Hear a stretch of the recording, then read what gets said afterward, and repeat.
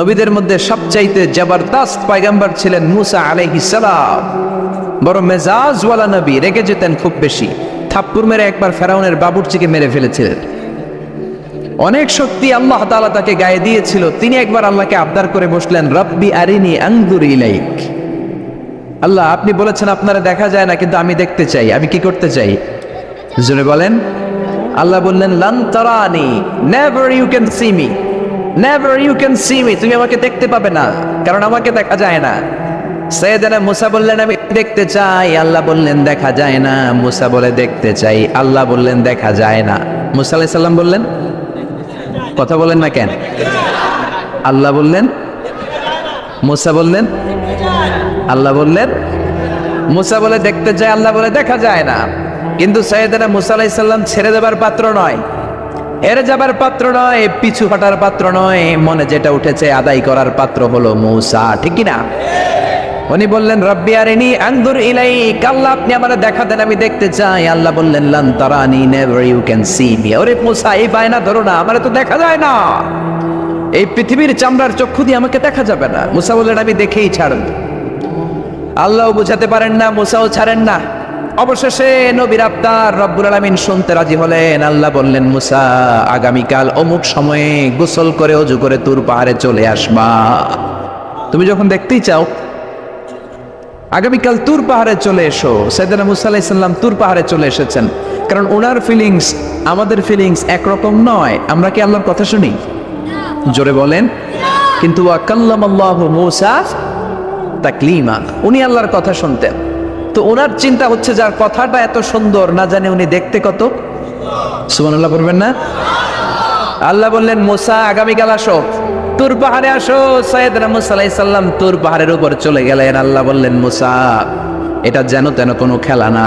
আবার তোমারে জিজ্ঞেস করতে চাই, আসলেই তুমি দেখতে চাও কিনা? মুসা আলাইহিস সালামের এক কথা এক দাবি, দেখতে চাই। এক কথা এক দাবি, সেটা কি? আমি দেখতে চাই খোদা, আমি দেখতে চাই আপনাকে। আল্লাহ বললেন, মুসা, এটা সাধারণ খেলা নয়, এটা বিপিএল এর খেলা নয়, এটা আইসিসি নয়, এটা ফিফার খেলা নয়, এটা মুসার সাথে বিশ্ব গভর্নমেন্টের খেলা, ঠিক কিনা? এটা সাধারণ খেলা না। It's a very dangerous game. তুমি যদি স্টার্ট করো, you have to go until the last moment. শেষ পর্যন্ত তোমাকে যেতে হবে, ঠিক কিনা? মুসা আলাইহিস সালাম এক পায়ে খাড়া। সাইয়েদনা মুসা বললেন, আমি রাজি। আল্লাহ বললেন, ওকে, তাহলে খেলা শুরু করে দিলাম। ও মুসা, তুমি দাঁড়িয়ে থাকো, খেলা এখন শুরু হয়ে যাবে। রব্বুল আলামিন মুসা আলাইহিস সালামের চারিদিকে অন্ধকার করে দিলেন। কি করে দিলেন?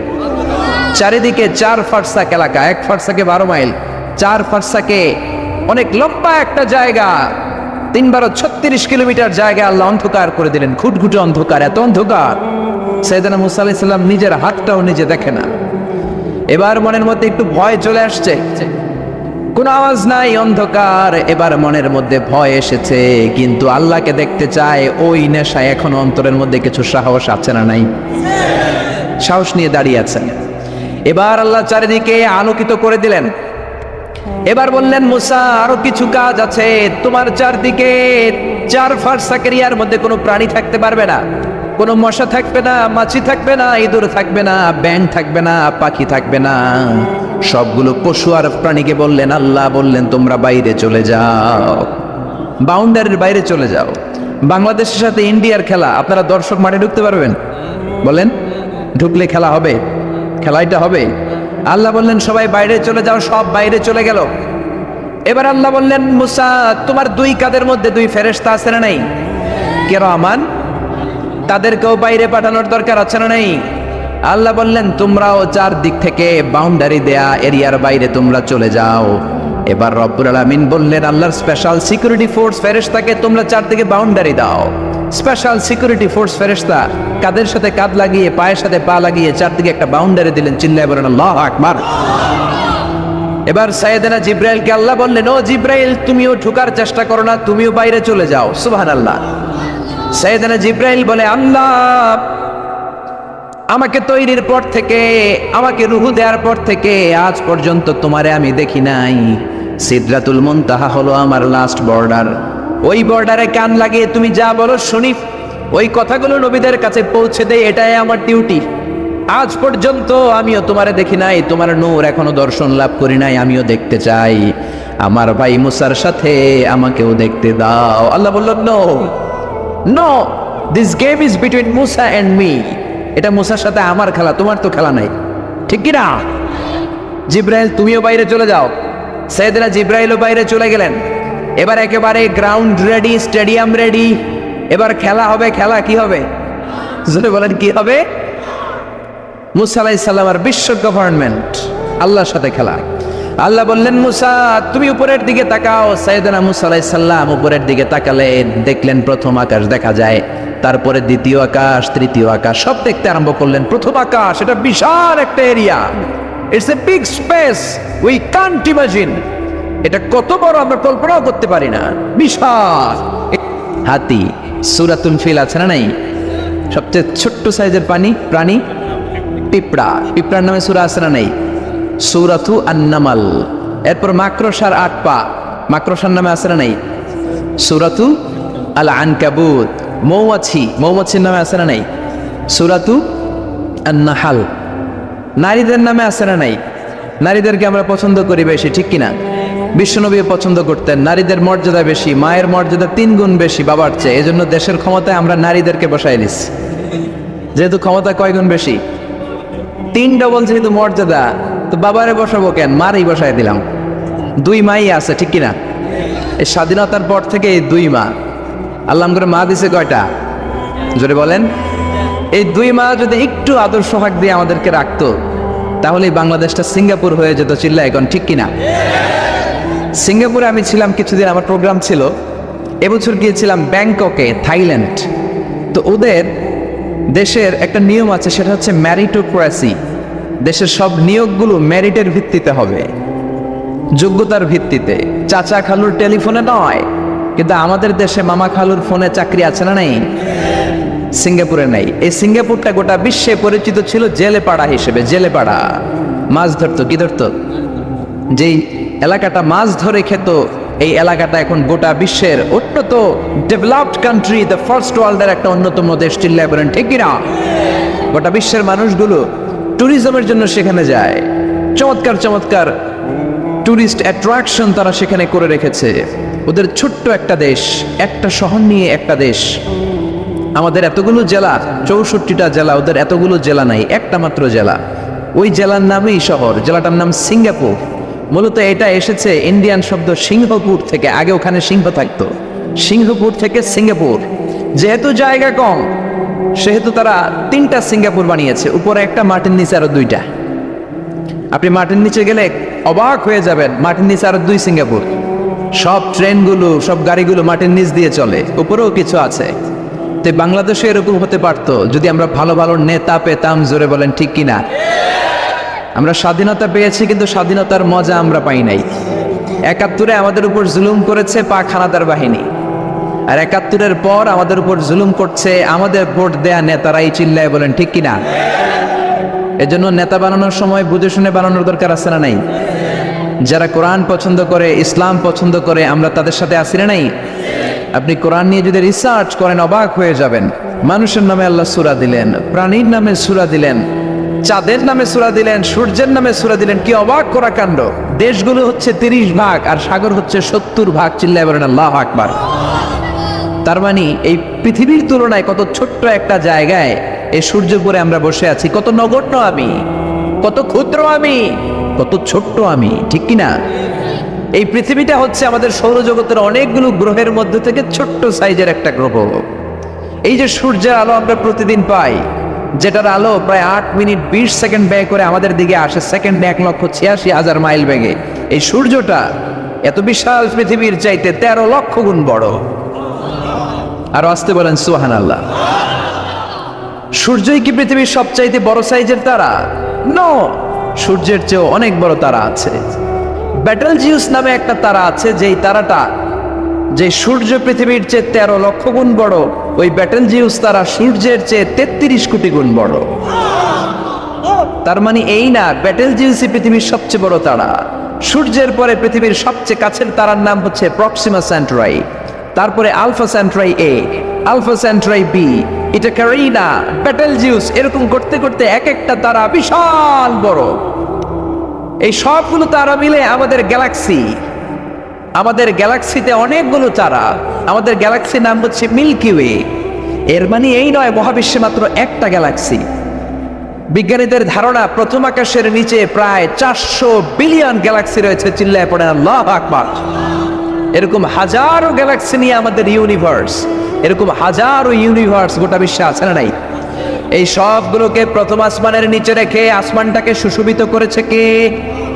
সাইয়েদনা মুসা আলাইহিস সালাম প্রথম আসমানের দিকে তাকালেন, ওনার চোখের পাওয়ার বাড়িয়ে দিল কে? উনি এই গ্যালাক্সি দেখতে আরম্ভ করলেন, ব্ল্যাক হোল দেখতে আরম্ভ করলেন, ইউনিভার্স গুলো দেখতে আরম্ভ করলেন, ডিফারেন্ট ল অফ নেচার নিয়ে যত ইউনিভার্স আছে তিনি দেখলেন। তারপরে দ্বিতীয় আকাশ, একটার চাইতে আরেকটা বড়, একটার চেয়ে আরেকটা বড়। আমরা কিন্তু প্রথম আকাশ দেখি না। নাসার বিজ্ঞানীরা আজীবন গবেষণা করেও প্রথম আকাশের নাগালে যেতে পারবে না। তারা যেখানে যায় এটা হচ্ছে প্রথম আকাশের মহাশূন্য। এটা কি? প্রথম আকাশের মহাশূন্য, তারপরে প্রথম আকাশ, তারপরে দ্বিতীয় আকাশের মহাশূন্য, তারপরে দ্বিতীয় আকাশ, তারপরে তৃতীয় আকাশের মহাশূন্য, তারপর তৃতীয় আকাশ। একটার চাইতে আরেকটা বড়। কত বড়? বিশ্বনবী বললেন তোমার হাতের আংটিটা, কোনটা?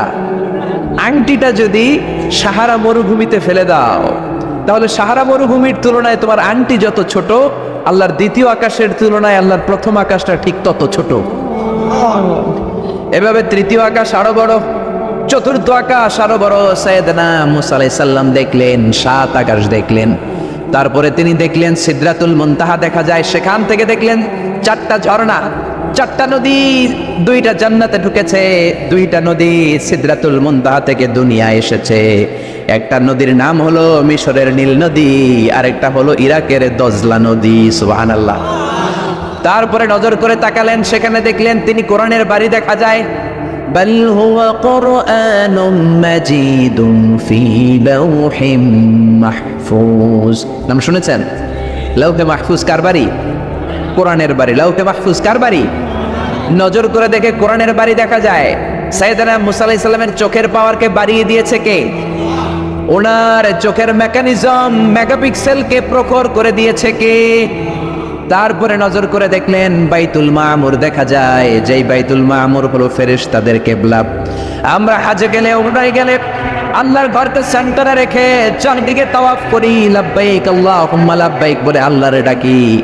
ফেরেশতারা এই কাবার চারদিকে তাওয়াফ করে না, তাদের জন্য আরেকটা ঘর, আল্লাহর বানানো আরেকটা ঘর 7 আকাশের উপর আছে না নেই?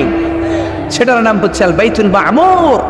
সব ফেরেশতারা সেখানে তাওয়াফ করে, একবার করে ঢুকে 70,000 জন।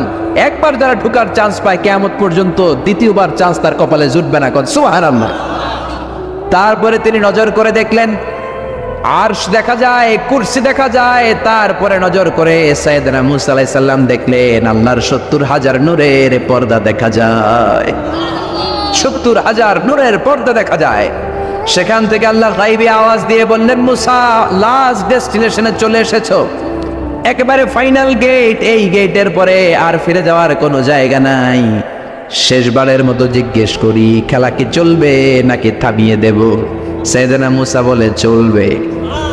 সাইয়েদনা মুসা বললেন কি চলবে? কি সাহস ওনার, কি শক্তি ওনার, কি মেধা ওনার, কি কিউরিসিটি ওনার, কি অদম্য আগ্রহ ওনার।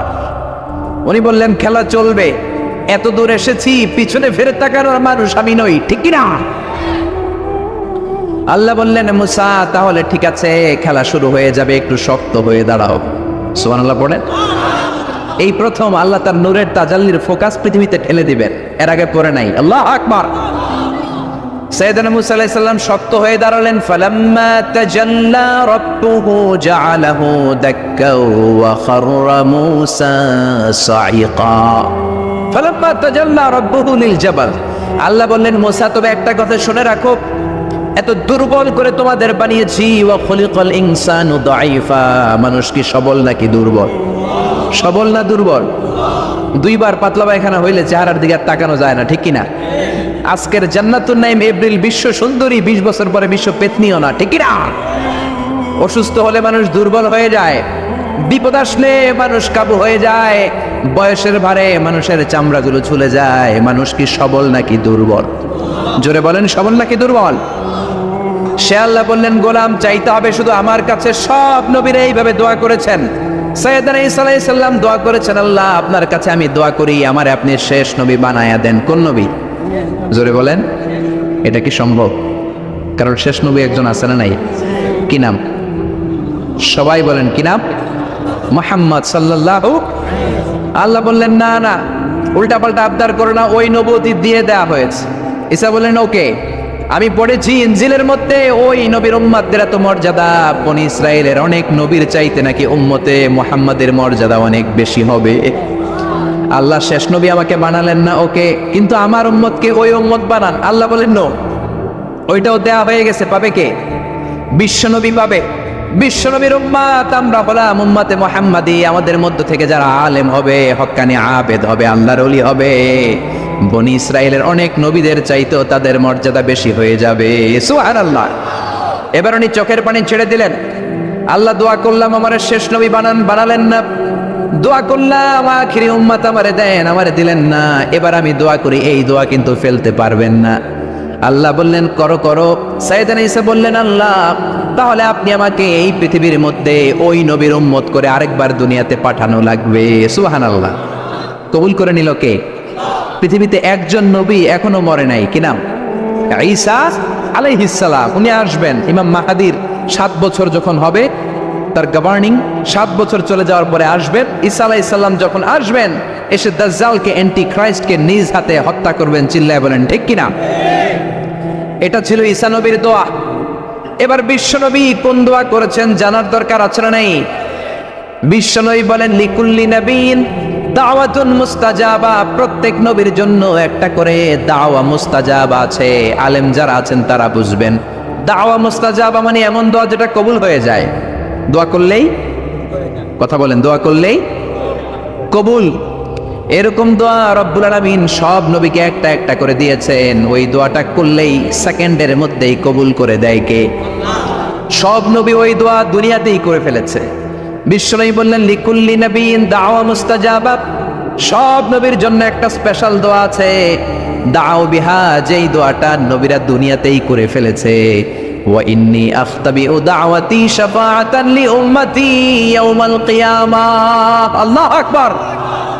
আর আমি আমার দাওয়া মুস্তাজাবা স্পেশাল দোয়াটা এখনো করি নাই। আমার দোয়াটা এখনো আমি জমিয়ে রেখেছি। কিয়ামতের কঠিন ময়দানে আমার উম্মত যখন বিপদে পড়ে যাবে, আমার উম্মতের জান্নাতে যাওয়ার ব্যাপারে ঝামেলা লেগে যাবে, আল্লাহর অনুমতি ক্রমে শাফাত করে করে আমি আমার উম্মতদেরকে জান্নাতে ঢুকিয়ে দেব। তখন আমি ওই দোয়াটা করব। বিশ্বনবী সিজদায় পড়ে থাকবেন কিয়ামতের ময়দানে। সব নবীরাও বলবে, ইয়া নাফসি ইয়া নাফসি। কেউ যখন আল্লাহর কাছে যেতে পারবে না, সবাই মিলে বিশ্বনবীর কাছে যাওয়ার পরে বিশ্বনবী তখনও মাথা তুলবেন না।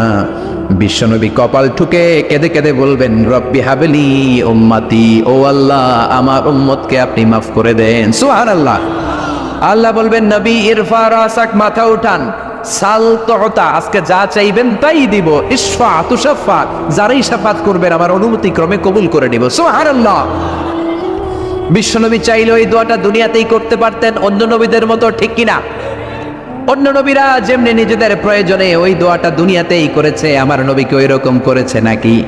তার মানে আমার নবীর আমাদের জন্য মায়া বেশি না কম?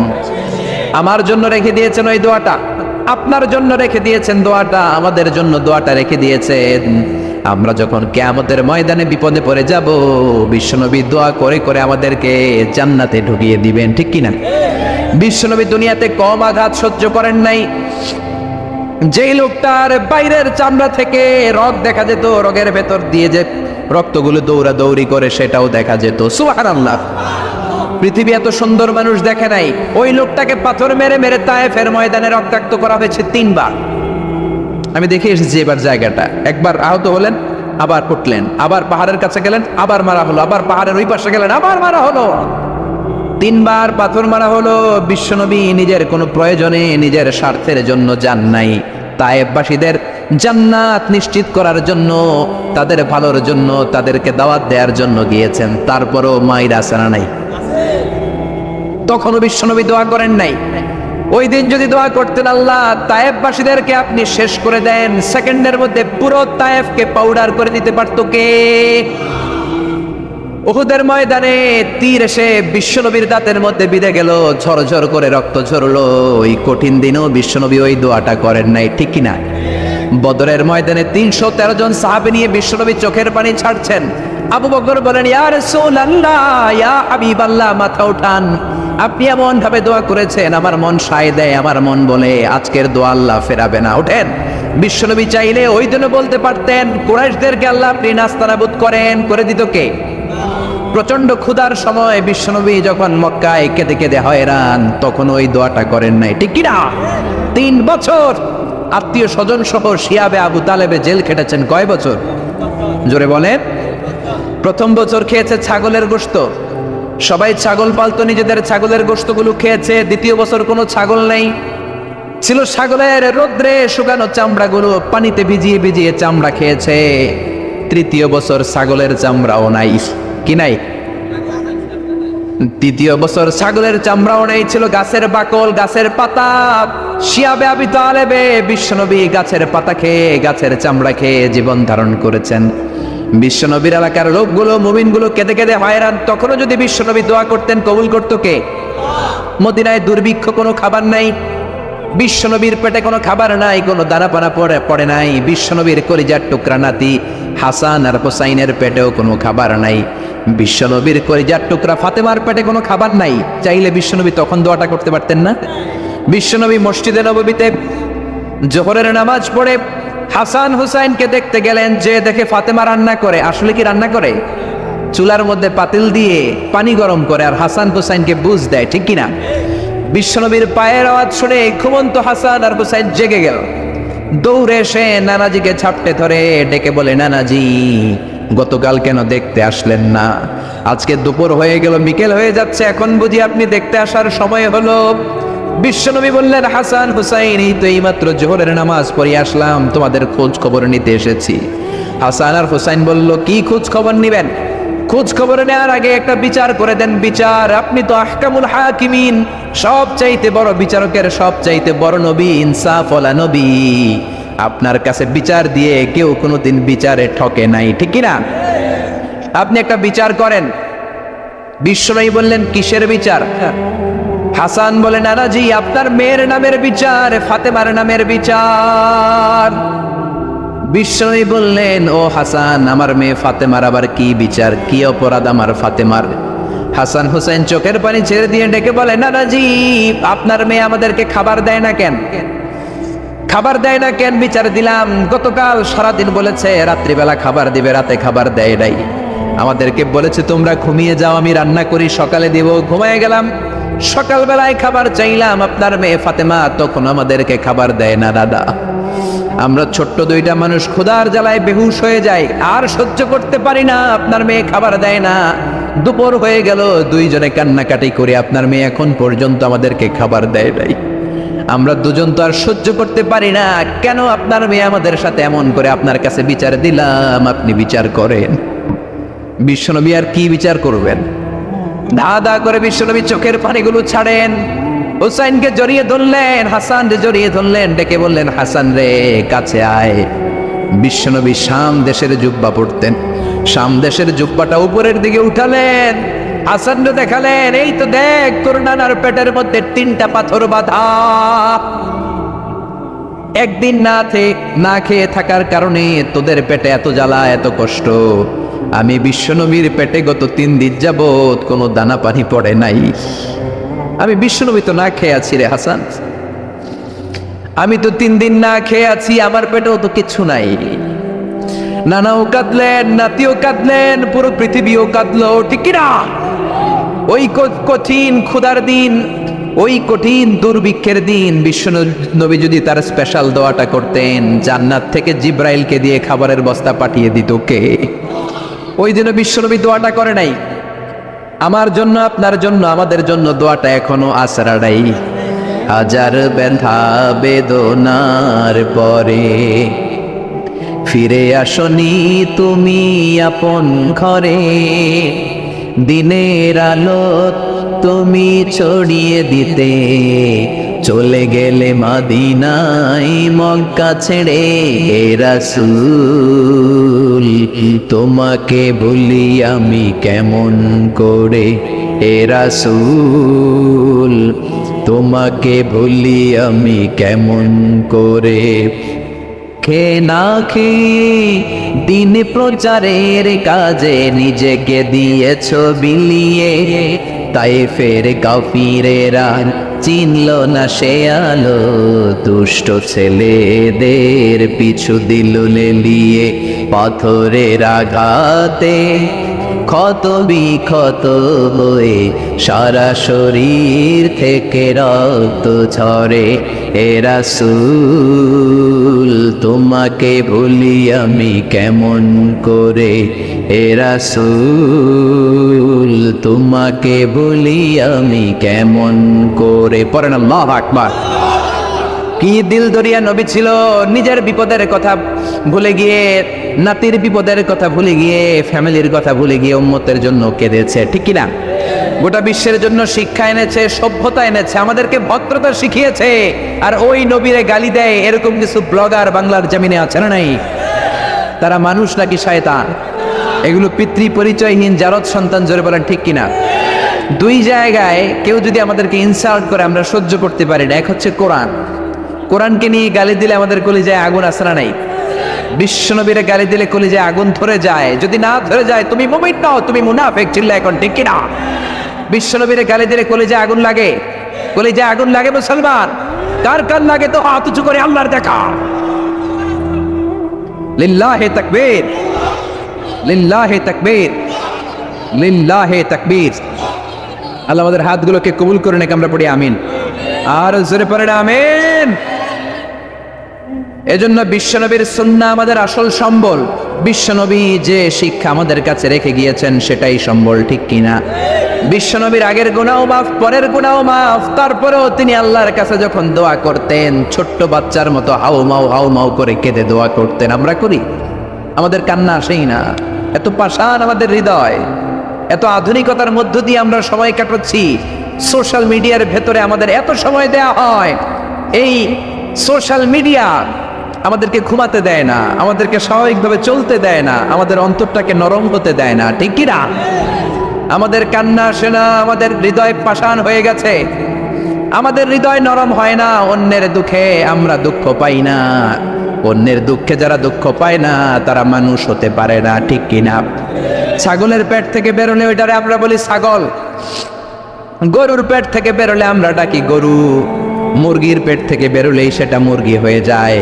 কিন্তু মানুষের পেট থেকে বেরোলে সেটা মানুষ হয় না, ওইটারে মানুষ বানাতে হয়, ঠিক কিনা? এই দুনিয়া এখন তো আর সেই দুনিয়া নাই, মানুষ নামের মানুষ আছে দুনিয়া বোঝায়,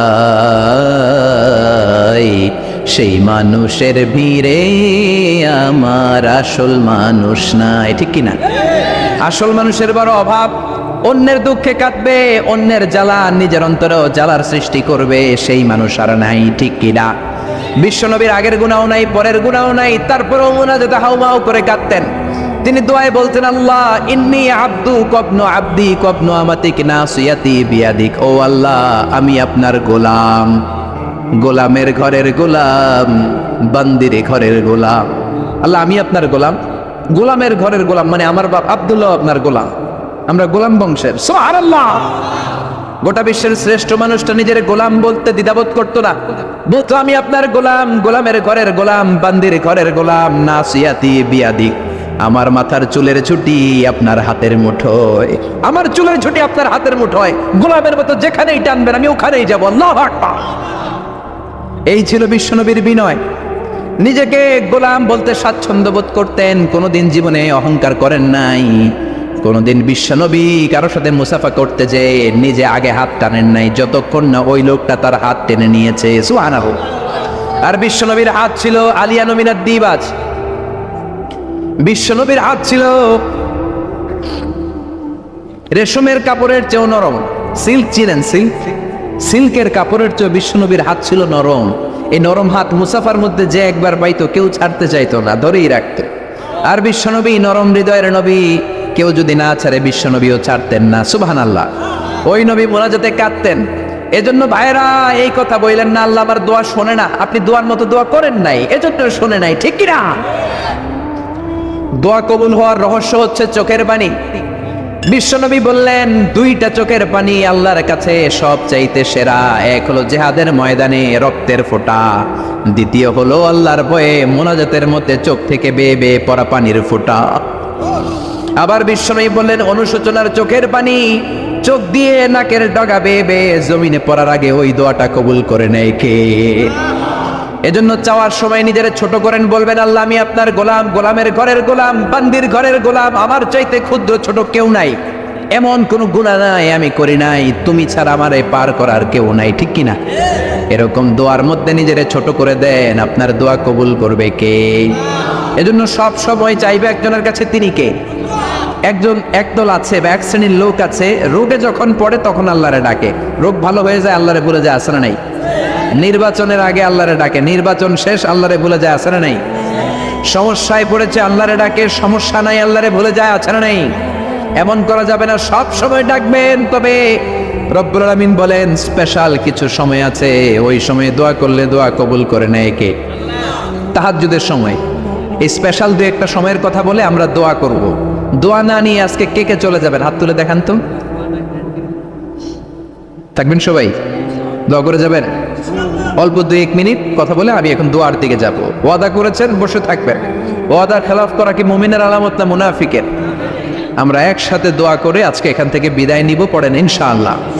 তাহাজ্জুদের সময় দোয়া করবেন, ওয়া মিনাল লাইলি ফাতাহাজ্জাদ বিহি নাফিলাতান লাকা আসা আইয়াবআসাকা রাব্বুকা মাকামাম মাহমুদা। তাহাজ্জুদের নামাজ পড়লে আপনার মর্যাদা বাড়ায় দিবে কে? এখন হুজুর আমরা তো ফজরই পড়ি না, তাহাজ্জুদ কখন পড়বো? তাহাজ্জুদ তো তাদের যারা ফজর পড়ে, ঠিক কি না? ফজরই তো পড়ে না, তাহাজ্জুদ কখন? ফজরের সময় মসজিদের বেহাল দশা। ফজরের সময় যত মসজিদে নামাজ পড়লাম খালি মুরব্বী চাচাদেরকে পাওয়া যায়, ইয়াং ছেলেরা নাই। ফজরের নামাজ মুরব্বীদের জন্য নয়, ফজরের নামাজ তোমাদের মতো ইয়াংস্টার যারা আছো তাদের জন্য, ঠিক কি না? ওয়াদা করো সূর্যপুরের মসজিদ গুলাতে যুবকরা যে ফজরের নামাজে মসজিদ ভরে দিবা, রাজি আছো? রাজি আছো যুবকেরা? এই যৌবন বয়সের ইবাদত আল্লাহর কাছে সবচাইতে প্রিয়। খেয়াল করে বোঝার চেষ্টা করো, যুবক বয়সে যদি গভর্নমেন্ট সার্ভিস করো, বার্ধক্যে উপনীত হলে পেনশন আছে না নাই? অনুরূপ ভাবে যুবক বয়সে যদি ইবাদত করো, বার্ধক্য অবস্থায় ইবাদত করতে না পারলেও পেনশনের হিসাবে তোমার আমলনামায় সওয়াব দিয়ে দিবে কে? এজন্য যুবক বয়সের ইবাদত আল্লাহর কাছে প্রিয়। মসজিদ তখন ধরে যখন আর কাজ করার সুযোগ নাই। মসজিদে তখন যায় যখন কেউ চাকরিতে নেয় না। মসজিদে তখন যায় যখন ঘরের কেউ তার সাথে কথা বলতে চায় না, মানে বয়স হয়ে গেছে 70। তখন দাড়ি রাখে যখন শেভ করতে গেলে হয় গাল কাটবে নয় ব্লেড ভাঙবে, ঠিক না? এজন্য যুবক বয়সে মসজিদে যাও, এখন তোমাদের রক্ত গরম, যা চাও তোমরা তাই করতে পারো। যেই মুরব্বী বাবাদের দাড়িগুলো পাকা হয়ে গিয়েছে তারাও তোমাদের মতো ওই বয়সটা পার করে এসেছে, ঠিক কিনা? দুদিনের দুনিয়া, অল্প কয়েকটা বছরের ব্যবধানেই তোমার চুলো পাকতে শুরু করবে, তোমার এই রক্ত গরম শরীরটাও ঠান্ডা হয়ে যাবে, তোমার আশেপাশে আর কেউ ঘুরবে না, কেউ তোমারে ডাকবে না, কেউ তোমারে গুনবে না। চিল্লায় বলেন ঠিক কিনা? এজন্য কিয়ামতের দিন বিশ্বনবী বলেন বনি আদম 5টা প্রশ্নের উত্তর না দিয়ে কেউ পা নাড়াতে পারবে না। এর মধ্যে একটা প্রশ্ন হলো যৌবন বয়সটা তুমি কেমন কাজে লাগিয়েছো? যৌবন বয়সে কি ইসলামের পক্ষে স্লোগান দিয়েছো নাকি আমার বামপন্থীদের দলে গিয়েছো, ঠিক কি না? যৌবন বয়সে কি তাফসির মাহফিলে গিয়েছো নাকি মমতাজের গানের কনসার্টে গিয়েছো?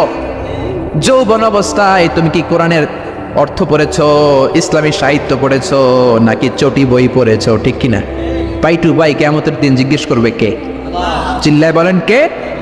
এজন্য তাহাজ্জুদের অভ্যাস করেন। যারা তাহাজ্জুদ পড়ে তাদের চেহারায় একটা আলাদা গ্লেস আছে। লোকটা কালো হলেও, যদি কালো রঙের লোক হয়, একটা গ্লেস আছে। আমার অনেক কালো বন্ধু আছে, আমি মিশরে পড়েছি, students of more than 100 nationalities, we used to study, stay and dwell in the same place. 100টারও বেশি দেশের ছাত্র থাকতাম। আমার অনেক আফ্রিকান বন্ধু ছিল, কুচকুচে কালো, তেল তেলে, কিন্তু কালো হলেও চেহারা একটা সৌন্দর্য আছে না নাই? এজন্য কালো মানুষও যদি তাহাজ্জুদ পড়ে চেহারায় নূর বাড়িয়ে দিবে কে? 2 নম্বরে হলো আযান আর ইকামতের মাঝখানে যদি দোয়া করে ওই দোয়া কবুল করে কে? এটা অনেকে জানে না। আজান দিয়েছে, মসজিদে গিয়েছে, সুন্নত নামাজ পড়ে বসে আছে, কখন একামত হবে, আরো 5 মিনিট বাকি, মাথা চুলকায়, আছে না নেই? মোবাইল টেপাটেপি করে, ফেসবুকিং করে, ঘড়ির দিকে তাকায় আছে, ঘড়ির কাঁটাও ঘুরে, ওর মাথাও ঘুরে, আছে না নেই? তো বসে থাকবা কেন তুমি? 5 মিনিট সময় আছে, চাইতে হবে কার কাছে? বাজারে যাওয়ার সময় যেমনি আপনি লিস্ট করে নিয়ে যান, এটা লাগবে ওটা লাগবে, মসজিদে যাওয়ার সময় মোবাইলের টুকি নিয়ে যান, কাগজের টুকি নিয়ে যান। আল্লাহ আমার সুন্দরী বউ লাগবে, বউ দাও, দিবে কে? এই বেটা, দিবে কে? নেককার বিবি লাগবে, দিবে কে? গোল্ডেন এ প্লাস পেতে চাই, দিবে কে? উমরা করতে চাই, পাসপোর্টে ভিসা লাগে না, ভিসা করে দিবে কে? দুরারোগ্য ব্যাধি, অনেক ওষুধ খেলাম, অনেক দেশে গেলাম, কোনো ডাক্তার ভালো করতে পারে না, কিন্তু ডাক্তারেরও বড় ডাক্তার আছে না নাই? কেউ যেটা পারে না, পারে কে? আযান ইকামতের মাঝখানে দোয়া আল্লাহ ফেরায় না। হাদিসে এসেছে দুআ লা ইরাদ্দু বাইনাল আযানি ওয়াল ইকামা, আযান এবং ইকামতের মাঝখানের সময়টাতে দোয়া করবেন।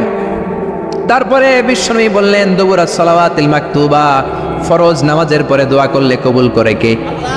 আমাদের দেশে আসসালামু আলাইকুম রাহমাতুল্লাহ, আসসালামু আলাইকুম, আমিন ইয়া আরহামার রাহিমিন, আছে না নেই?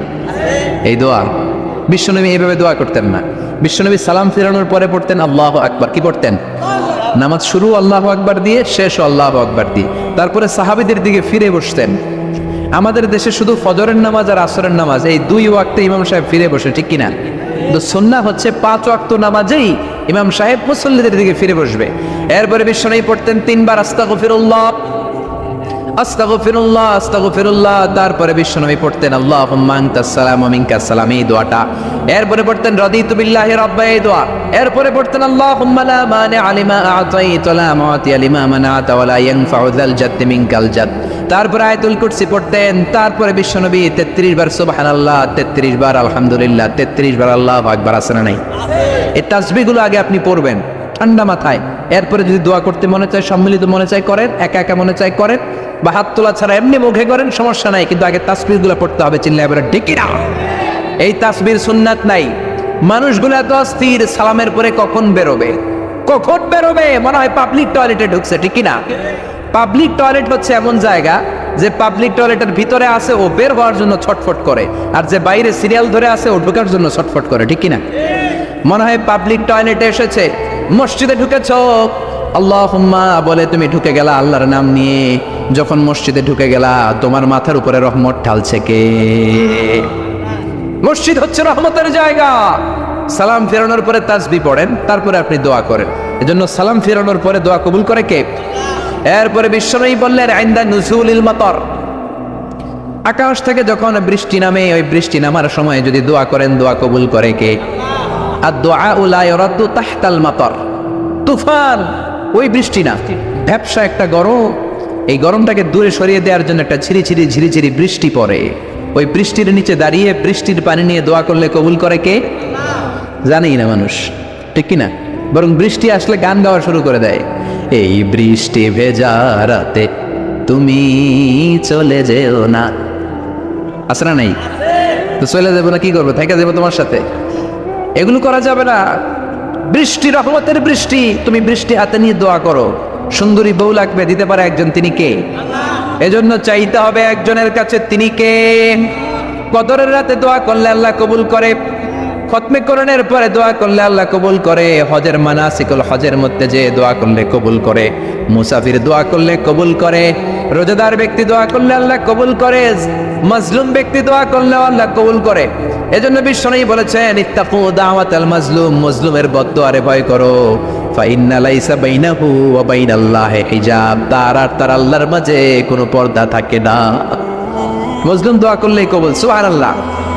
এরপরে স্পেশাল দোয়া হলো মা বাবার দোয়া। এই দোয়া কোনোদিন ফিরে না, সুবহানাল্লাহ পড়েন। রাজি আছেন মা বাবার কাছে দোয়া চাইতে? রাজি আছেন তো?